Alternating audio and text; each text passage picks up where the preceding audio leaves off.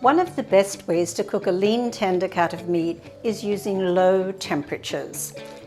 When you cook meat at low temperatures, you don't have to worry about uneven cooking. You'll still get great browning and you'll get evenly cooked meat. In other words, you won't have a thick crust of overdone meat and a blob in the center that's not cooked.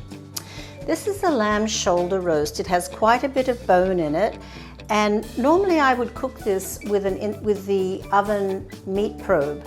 However, because of all the bone, it makes it challenging to get the probe in there.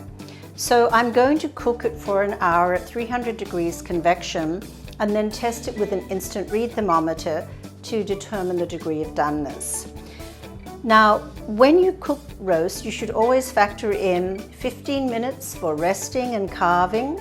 And at that point, I'm going to add in this tray of greens with the chickpeas and cook those at high temperature with a little bit of feta cheese. Very nice marriage there. Now, this nice garlicky, beautiful lamb roast, I'm also going to cook a cake at the same time.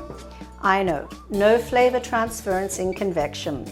So this cake cooks at 300 degrees. It's a mixture of ground up hazelnuts and pears and chocolate, a little bit of flour. I think it's pretty good. This is the magic of convection.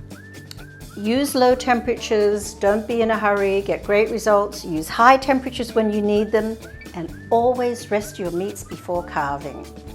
Click the link for the recipe and details to help you have a successful meal. Hi, I'm Larissa, your convection enthusiast. Convection cooking can make you a better cook. Check out my videos and I think you'll find that you'll do really, really well.